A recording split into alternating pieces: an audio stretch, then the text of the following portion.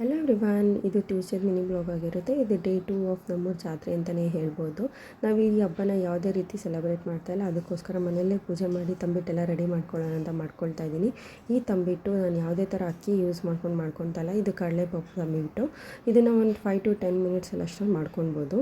ಹಾಗೆ ಇದಕ್ಕೆ ಏನಂತಂದರೆ ಒಂದು ಅರ್ಧ kg ಆಗೋಷ್ಟು ಕಡಲೆಪಪ್ಪು, ಒಂದು ಸ್ವಲ್ಪ ಕೊಬ್ಬರಿ ಮತ್ತು ಪಾಕ 3 ಕಪ್ ಆಗೋಷ್ಟು ಬೆಲ್ಲ ತೊಗೊಂಡು ಅದನ್ನ ಪಾಕ ತೆಕ್ಕೊಳ್ಬೇಕು. ಜಾಸ್ತಿ ಏನು ಚಾಕ್ಲೇಟ್ ರೀತಿಯಲ್ಲಿ ಪಾಕ ಬರಬೇಕಾಗಿಲ್ಲ, ತೆಳುವಾಗಿದ್ರೂ ಪರವಾಗಿಲ್ಲ.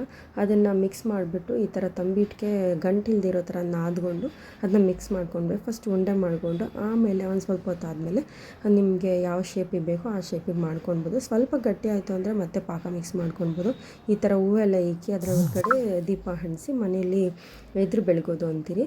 ಅದನ್ನ ಬೆಳಗ್ಬಿಟ್ಟು ದೇವಸ್ಥಾನಕ್ಕೆಲ್ಲ ಹೋಗಿ ಬಂದ್ರಿ. ನಾವು ಅಲ್ಲೇ ಒಂದು 10 years ಬ್ಯಾಕ್ ನಾವು ಈ ಜಾತ್ರೆಗೆ ಅಂತ ಫೋಟೋ ತಗೊಂಡಿದ್ವಿ. ಅದನ್ನ ರೀಕ್ರಿಯೇಟ್ ಕೂಡ ಮಾಡಿದ್ರಿ ನಾವು.